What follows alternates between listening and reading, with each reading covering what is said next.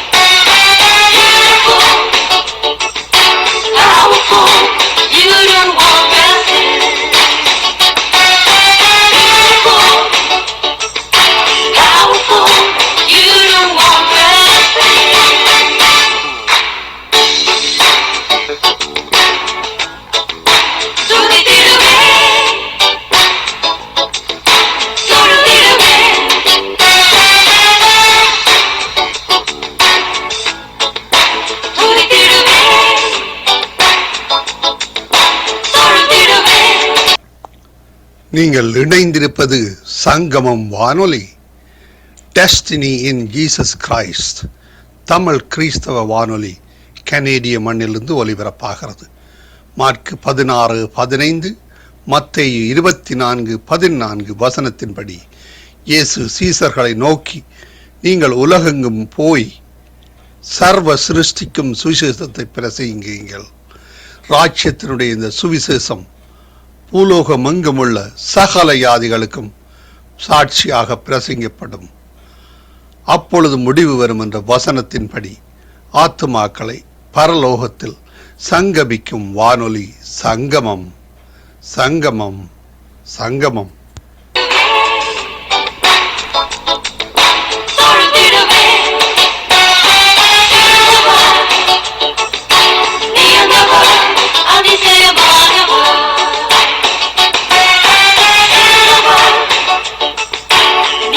எண்ணாகமம் 33ஆம் அதிகாரம். மோசே, ஆரோன் என்பவர்களுடைய கையின் கீழ் தங்கள் தங்கள் சேனைகளின்படியே எகிப்து தேசத்திலிருந்து புறப்பட்ட இஸ்ரவேல் புத்திரருடைய பிரயாணங்களின் விவரம்.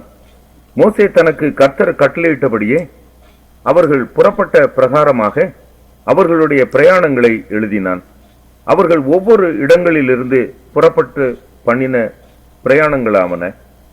1ஆம் மாதத்தின் 15ஆம் தேதியிலே அவர்கள் ராமசேசை விட்டு புறப்பட்டார்கள். பஸ்காவுக்கு மறுநாளிலே எகிப்தியர் எல்லாரும் பார்க்க இஸ்ரவேல் புத்திரர் பலத்த கையுடன் புறப்பட்டார்கள். அப்பொழுது எகிப்தியர் கர்த்தர் தங்களுக்குள்ளே சங்கரித்த தலைச்சன் பிள்ளைகளை எல்லாம் அடக்கம் பண்ணினார்கள். அவர்கள் தேவர்களின் பேரிலும் கர்த்தர் நீதி செலுத்தினார். பின்பு இஸ்ரவேல் புத்திரர் ராமசேசிலிருந்து புறப்பட்டு போய் சுக்கோத்திலே பாளையம் இறங்கினார்கள். சுக்கோத்திலிருந்து புறப்பட்டு போய் வனாந்தரத்தின் எல்லையில் இருக்கிற ஏத்தாமிலே பாளையம் இறங்கினார்கள். ஏத்தாமிலிருந்து புறப்பட்டு போய் பாகால் செபோனுக்கு எதிராக இருக்கிற ஈரோத் பள்ளத்தாக்கின் முன்னடிக்கு திரும்பி மிக்தோலுக்கு முன்பாக பாளையம் இறங்கினார்கள். ஈரோத்தை விட்டு புறப்பட்டு சமுத்திரத்தை நடுவாக கடந்து வனாந்தரத்திற்கு போய் ஏத்தாம் வனாந்தரத்திலே 3 நாள் பிரயாணம் பண்ணி மாராவிலே பாளையம் இறங்கினார்கள். மாராவிலிருந்து புறப்பட்டு ஏலிமுக்கு போனார்கள். ஏலிமிலே 12 நீரூற்றுகளும் 70 பேரீச்ச மரங்களும் இருந்தது. அங்கே பாளையம் இறங்கினார்கள். ஏலிமிலிருந்து புறப்பட்டு சிவந்த சமுத்திரத்தின் அருகே பாளையம் இறங்கினார்கள். சிவந்த சமுத்திரத்தை விட்டு புறப்பட்டு போய் சீன் வனாந்திரத்திலே பாளையம் இறங்கினார்கள். சீன் வனாந்திரத்திலிருந்து புறப்பட்டு போய் தொப்காவிலே பாளையம் இறங்கினார்கள். தொப்காவிலிருந்து புறப்பட்டு போய் ஆலூசிலே பாளையம் இறங்கினார்கள். ஆலூசிலிருந்து புறப்பட்டு போய் ரெபித்தீமிலே பாளையம் இறங்கினார்கள். அங்கே ஜனங்களுக்கு குடிக்க தண்ணீர் இல்லாதிருந்தது. ரெபித்தீமிலிருந்து புறப்பட்டு போய் சீனாய் வனாந்தரத்திலே பாளையம் இறங்கினார்கள். சீனாய் வனாந்தரத்திலிருந்து புறப்பட்டு போய் கிப்ரோத் அத்தாவிலே பாளையம் இறங்கினார்கள். கிப்ரோத் அத்தாவிலிருந்து புறப்பட்டு போய் ஆசரோத்திலே பாளையம் இறங்கினார்கள். ஆசரோத்திலிருந்து புறப்பட்டு போய் ரித்மாவிலே பாளையம் இறங்கினார்கள். ரித்மாவிலிருந்து புறப்பட்டு போய் ரிம்மோன் பேரேசிலே பாளையம் இறங்கினார்கள். ரிம்மோன் பேரேசிலிருந்து புறப்பட்டு போய் லிப்னாவிலே பாளையம் இறங்கினார்கள். லிப்னாவிலிருந்து புறப்பட்டு போய் ரீசாவிலே பாளையம் இறங்கினார்கள். ரீசாவிலிருந்து புறப்பட்டு போய் கேலத்தாவிலே பாளையம் இறங்கினார்கள்.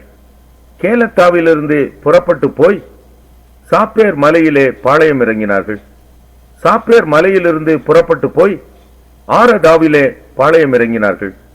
ஆரதாவிலிருந்து புறப்பட்டு போய் மக்கெலோத்திலே பாளையம் இறங்கினார்கள். மக்கெலோத்திலிருந்து புறப்பட்டு போய் தாகாத்திலே பாளையம் இறங்கினார்கள். தாகாத்திலிருந்து புறப்பட்டு போய் தாராகிலே பாளையம் இறங்கினார்கள். தாராகிலிருந்து புறப்பட்டு போய் மித்காவிலே பாளையம் இறங்கினார்கள். மித்காவிலிருந்து புறப்பட்டு போய் அஸ்மோனாவிலே பாளையம் இறங்கினார்கள். அஸ்மோனாவிலிருந்து புறப்பட்டு போய் மோசேரோத்திலே பாளையம் இறங்கினார்கள். மோசேரோத்திலிருந்து புறப்பட்டு போய் பெனேயாக்கானிலே பாளையம் இறங்கினார்கள்.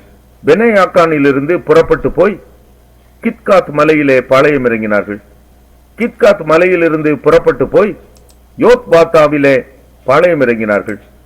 யோத் பாத்தாவிலிருந்து புறப்பட்டு போய் எப்ரோனாவிலே பாளையம் இறங்கினார்கள். எப்ரோனாவிலிருந்து புறப்பட்டு போய் எசியோன் கேபேரிலே பாளையம் இறங்கினார்கள். எசியோன் கேபேரிலிருந்து புறப்பட்டு போய் காதேஸ் ஆகிய சீன் வனாந்திரத்திலே பாளையம் இறங்கினார்கள்.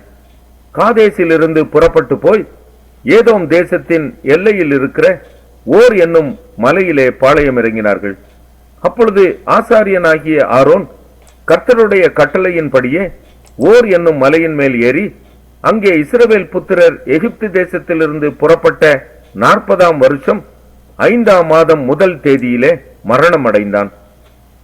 ஆரோன் ஓர் என்னும் மலையிலே மரணம் அடைந்த போது 123 வயதாயிருந்தான். அந்நாட்களிலே கானான் தேசத்தின் தென் திசையில் குடியிருந்த கானானியனாகிய ஆராத் என்னும் ராஜா இஸ்ரவேல் புத்திரர் வருகிறதை கேள்விப்பட்டான். ஓர் என்னும் மலையை விட்டு புறப்பட்டு போய் சல்மோனாவிலே பாளையம் இறங்கினார்கள். சல்மோனாவிலிருந்து புறப்பட்டு போய் பூனோனிலே பாளையம் இறங்கினார்கள். பூனோனிலிருந்து புறப்பட்டு போய் ஓபோத்திலே பாளையம் இறங்கினார்கள். ஓபோத்திலிருந்து புறப்பட்டு போய் மோவாபின் எல்லையில் உள்ள அபாரீமின் மேடுகளிலே பாளையம் இறங்கினார்கள். அந்த மேடுகளை விட்டு புறப்பட்டு போய் தீபோன் காத்திலே பாளையம் இறங்கினார்கள். தீபோன் காத்திலிருந்து புறப்பட்டு போய் அல்மோன் திப்லத்தாயுமிலே பாளையம் இறங்கினார்கள். அல்மோன் திப்லத்தாயுமிலிருந்து புறப்பட்டு போய் நேபோவுக்கு எதிரான அபாரிம் மலைகளிலே பாளையம் இறங்கினார்கள். அபாரிம் மலைகளிலிருந்து புறப்பட்டு போய் எரிகோவின் அருகே யோர்தானை சார்ந்த மோவாபின் சமனான வெளிகளிலே பாளையம் இறங்கினார்கள். யோர்தானை சார்ந்த மோவாபின் சமனான வெளிகளில் பெத் எசிமோத்தை தொடங்கி ஆபேல் சித்தீம் மட்டும் பாளையம் இறங்கி இருந்தார்கள். எரிகோவின் அருகே யோர்தானை சார்ந்த மோவாபின் சமனான வெளிகளிலே கர்த்தர் மோசேயை நோக்கி, நீ இஸ்ரவேல் புத்திரரோடு சொல்ல வேண்டியது என்னவென்றால், நீங்கள் யோர்தானை கடந்து கானான் தேசத்தில் போய் சேரும்போது அத்தேசத்து குடிகளை எல்லாம் உங்களுக்கு முன்பாக துரத்திவிட்டு அவர்களை எல்லா சிலைகளையும் வார்ப்பிக்கப்பட்ட அவர்களுடைய எல்லா விக்கிரகங்களையும் அழித்து அவர்கள் மேடைகளை எல்லாம் நிர்மூலமாக்கி தேசத்தில் உள்ளவர்களை துரத்திவிட்டு அதிலே குடியிருக்க கடவீர்கள். அந்த தேசத்தை சுதந்தரித்துக் கொள்ளும்படி அதை உங்களுக்கு கொடுத்தேன். சீட்டு போட்டு தேசத்தை உங்கள் குடும்பங்களுக்கு சுதந்திரங்களாக பங்கிட்டு அதிக ஜனங்களுக்கு அதிக சுதந்திரமும் கொஞ்ச ஜனங்களுக்கு கொஞ்ச சுதந்திரமும் கொடுக்க கடவீர்கள். அவரவருக்கு சீட்டு விழும் இடம் எதுவோ அவ்விடம் அவரவருக்கு உரியதாகும். உங்கள் பிதாக்களுடைய கோத்திரங்களின்படியே சுதந்திரம் பெற்றுக்கொள்ள கடவீர்கள். நீங்கள் தேசத்தின் குடிகளை உங்களுக்கு முன்பாக துரத்தி விடாமல் இருப்பீர்களானால், அப்பொழுது அவர்களில் நீங்கள் மீதியாக வைக்கிறவர்கள் உங்கள் கண்களில் முள்ளுகளும் உங்கள் விலாக்களிலே கூறுகளுமாயிருந்து, நீங்கள் குடியிருக்கிற தேசத்திலே உங்களை உபத்திரவப்படுத்துவார்கள். அன்றியும் நான் அவர்களுக்கு செய்ய நினைத்ததை உங்களுக்கு செய்வேன். நீதிமொழிகள் 24ஆம் அதிகாரம். பொல்லாத மனுஷர் மேல் பொறாமை கொள்ளாதே, அவர்களோட இருக்கவும் விரும்பாதே. அவர்கள் இருதயம் கொடுமையை யோசிக்கும், அவர்கள் உதடுகள் தீவினையை பேசும். வீடு ஞானத்தினால் கட்டப்பட்டு விவேகத்தினாலே நிலைநிறுத்தப்படும். அறிவினாலே அறைகளில் அருமையும் இனிமையுமான சகலவித பொருள்களும் நிறைந்திருக்கும்.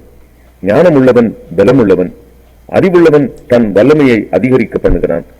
நல் யோசனை செய்து யுத்தம் பண்ணு, ஆலோசனைக்காரர் அநேகரால் ஜெயம் கிடைக்கும்.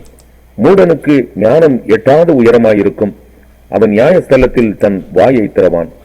தீவினை செய்ய உபாயம் செய்கிறவன் துஷ்டன் எனப்படுவான். தீய நோக்கம் பாவமாம், பரியாசக்காரன் மனுஷருக்கு அருவருப்பானவன். ஆபத்து காலத்தில் நீ சோர்ந்து போவாயானால் உன் பலன் குறுகினது. மரணத்துக்கு ஒப்புவிக்கப்பட்டவர்களையும் கொலையுண்ண போகிறவர்களையும் விடுவிக்க கூடுமானால் விடுவி. அதை அறியோம் என்பாயாகில் இருதயங்களை சோதிக்கிறவர் அறியாரோ? உன் ஆத்மாவை காக்கிறவர் கவனியாரோ? அவர் மனுஷருக்கு அவனவன் கிரியைக்கு தக்கதாக பலனளியாரோ? என் மகனே, தேனை சாப்பிடு, அது நல்லது. கூட்டிலிருந்து ஒழுகும் தேன் உன் வாய்க்கு இன்பமாயிருக்கும். அப்படியே ஞானத்தை அறிந்து கொள்வது உன் ஆத்மாவுக்கு இன்பமாயிருக்கும். அதை பெற்றுக்கொண்டால் அது முடிவில் உதவும். உன் நம்பிக்கை வீண் போகாது. துஷ்டனே, நீ நீதிமானுடைய வாசஸ்தலத்துக்கு விரோதமாய் பதிவிடாதே. அவன் தங்கும் இடத்தை பாழாக்கி போடாதே. நீதிமான் 7 தரம் விழுந்தாலும் திரும்பவும் எழுந்திருப்பான். துன்மார்க்கரோ தீங்கிலே இடருண்டு கிடப்பார்கள். உன் சத்துரு விழும்போது சந்தோஷப்படாதே, அவன் இடரும் போது உன் இருதயம் கழிகூறாதிருப்பதாக. கர்த்தர் அதை காண்பார், அது அவர் பார்வைக்கு பொல்லாப்பாயிருக்கும். அப்பொழுது அவனிடத்தில் நின்று அவர் தமது கோபத்தை நீக்கி விடுவார். பொல்லாதவர்களை குறித்து எரிச்சலாகாதே, துன்மார்க்கன் மேல் பொறாமை கொள்ளாதே. துன்மார்க்கனுக்கு நல் முடிவு இல்லை, துன்மார்க்கனுடைய விளக்கு அணைந்து போம். என் மகனே, நீ கர்த்தருக்கும் ராஜாவுக்கும் பயந்து நட, கலகக்காரரோட கலவாதே. சடுதியில் அவர்களுடைய ஆபத்து எழும்பும், அவர்கள் இருவரின் சங்காரத்தையும் அறிந்தவன் யார்? பின்னும் ஞானமுள்ளவர்களின் புத்திமதிகள் என்னவெனில், நியாயத்திலே முகதாட்சிணியம் நல்லதல்ல. துன்மார்க்கனை பார்த்து நீதிமானாய் இருக்கிறாய் என்று சொல்லுகிறவனை ஜனங்கள் சபிப்பார்கள், பிரஜைகள் அவனை வெறுப்பார்கள். அவனை கடிந்து கொள்ளுகிறவர்கள் மேல் பிரியம் உண்டாகும், அவர்களுக்கு உத்தம ஆசீர்வாதம் கிடைக்கும். செம்மையான மறுமொழி சொல்லுகிறவன் உதடுகளை முத்தமிடுகிறவனுக்கு சமானம். வெளியில் உன் வேலையை எத்தனப்படுத்தி வயலில் அதை ஒழுங்காக்கி பின்பு உன் வீட்டை கட்டு. நியாயமின்றி பிறனுக்கு விரோதமாய் சாட்சியாக ஏற்படாதே. உன் உதடுகளினால் வஞ்சகம் பேசாதே. அவன் எனக்கு செய்த பிரகாரம் நானும் அவனுக்கு செய்வேன், அவன் செய்த செய்கை தக்கதாக நானும் அவனுக்கு சரிகட்டுவேன் என்று நீ சொல்லாதே. சோம்பேறியின் வயலையும் மதியனுடைய திராட்சை தோட்டத்தையும் கடந்து போனேன்.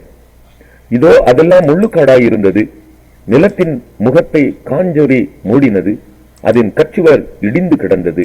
அதை கண்டு சிந்தனை பண்ணினேன், அதை நோக்கி புத்தி அடைந்தேன். இன்னும் கொஞ்சம் உறங்கட்டும், இன்னும் கொஞ்சம் கை முடக்கிக் கொண்டு நித்திரை செய்யட்டும் என்பாயோ? உன் தரித்திரம் வழிபோக்கனை போலும், உன் வறுமை ஆயுதமணி. யோவான் 6ஆம் அதிகாரம். இவைகளுக்கு பின்பு இயேசு திபேரியா கடல் எனப்பட்ட கலிலேயா கடலின் அக்கறைக்கு போனார். அவர் வியாதிக்காரரிடத்தில் செய்த அற்புதங்களை திரளான ஜனங்கள் கண்டபடியால் அவருக்கு பின் சென்றார்கள். இயேசு மலையின் மேல் ஏறி அங்கே தம்முடைய சீஷருடனே கூட உட்கார்ந்தார். அப்பொழுது யூதருடைய பண்டிகையாகிய பஸ்கா சமீபமாயிருந்தது. இயேசு தம்முடைய கண்களை ஏறெடுத்து திரளான ஜனங்கள் தம்மிடத்தில் வருகிறதை கண்டு பிலிப்புவை நோக்கி, இவர்கள் சாப்பிடத்தக்கதாக அப்பங்களை எங்கே கொள்ளலாம் என்று கேட்டார். தாம் செய்ய போகிறதை அறிந்திருந்தும் அவனை சோதிக்கும்படி இப்படி கேட்டார். பிலிப்பு அவருக்கு பிரதியுத்தரமாக, இவர்களில் ஒவ்வொருவனும் கொஞ்சம் கொஞ்சம் எடுத்துக்கொண்டாலும் 200 பணத்துக்கு அப்பங்களும் இவர்களுக்கு போதாதே என்றான். அப்பொழுது அவருடைய சீஷரில் ஒருவனும் சீமோன் பேதுருவின் சகோதரனுமாகிய அந்திரேயா அவரை நோக்கி, இங்கே ஒரு பையன் இருக்கிறான், அவன் கையில் 5 வாற்கோதுமை அப்பங்களும் 2 மீன்களும் உண்டு, ஆனாலும் அவைகள் இத்தனை ஜனங்களுக்கு எம்மாத்திரம் என்றான். இயேசு ஜனங்களை உட்கார வையுங்கள் என்றார். அந்த இடம் மிகுந்த புல்லுள்ளதாயிருந்தது. பந்தி இருந்த புருஷர்கள் ஏறக்குறைய 5000 பேராயிருந்தார்கள். இயேசு அந்த அப்பங்களை எடுத்து ஸ்தோத்திரம் பண்ணி சீஷர்களிடத்தில் கொடுத்தார். சீஷர்கள் பந்தி இருந்தவர்களுக்கு கொடுத்தார்கள். அப்படியே மீன்களையும் அவர் எடுத்து அவர்களுக்கு வேண்டிய மட்டும் கொடுத்தார்.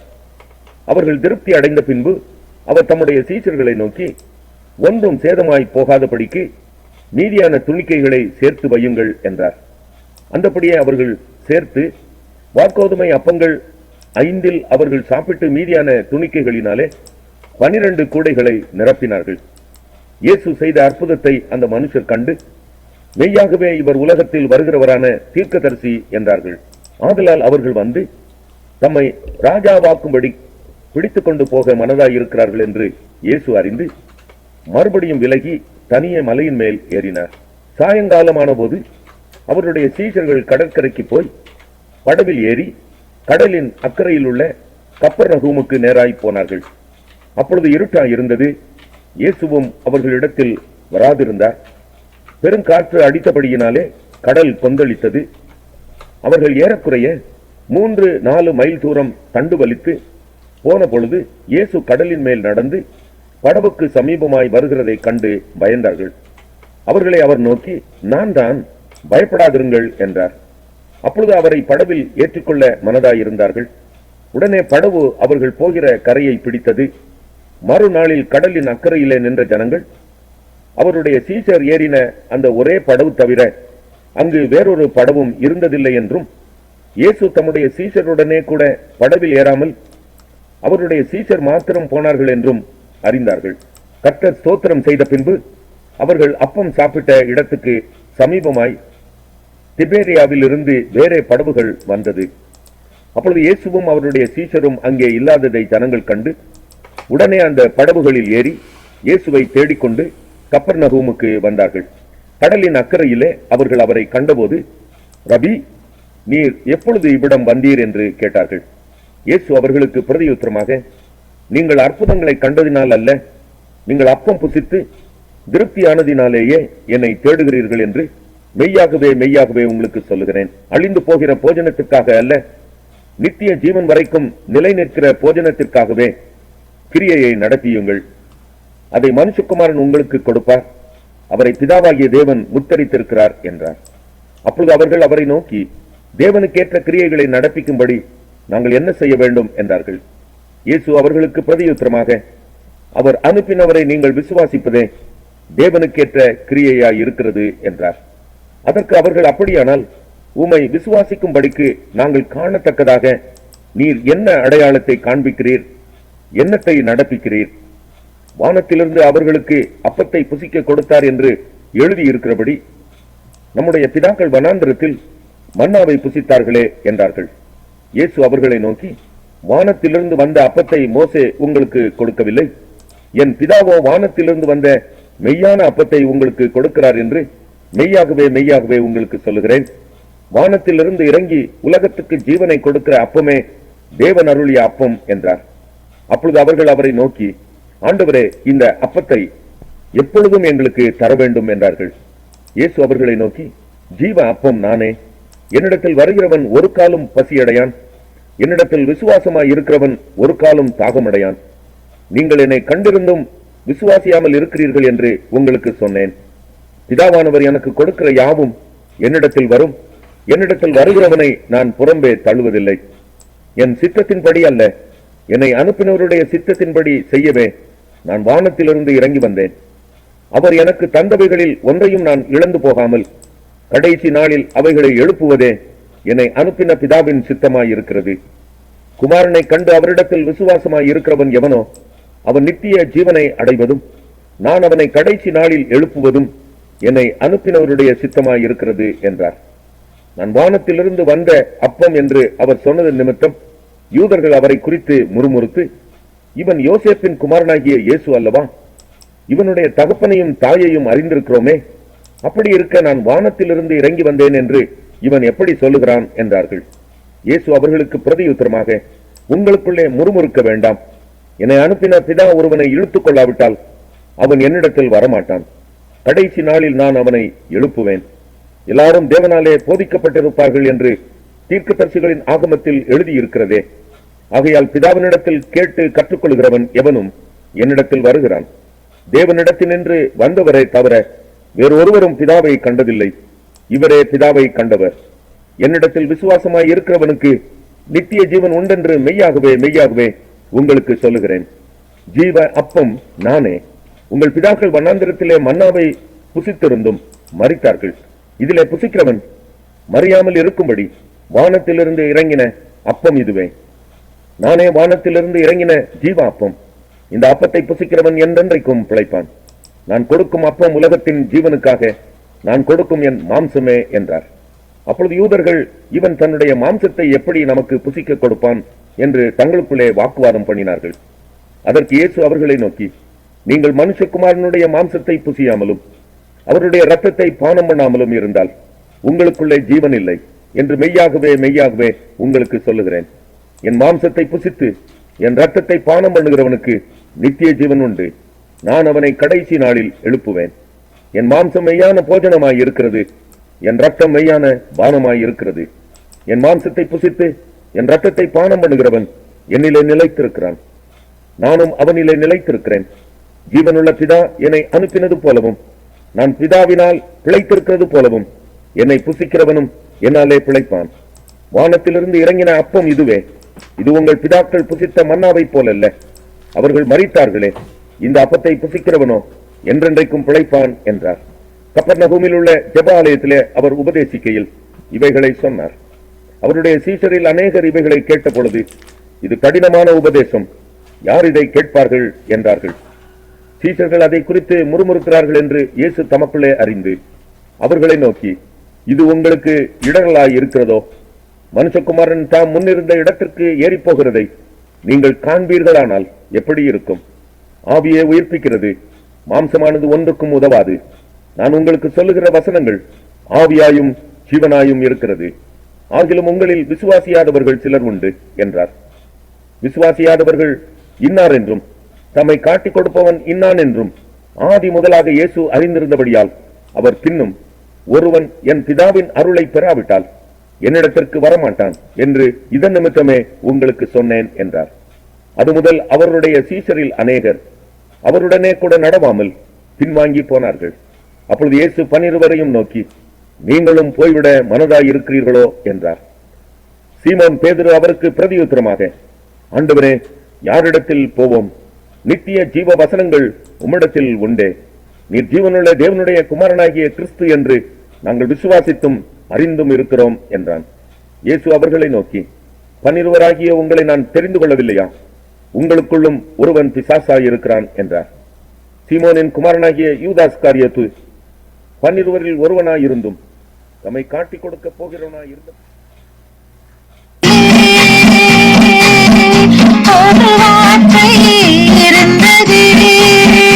அந்த வார்த்தை தேவன்தானே, அந்த வார்த்தை தேவன்தானே.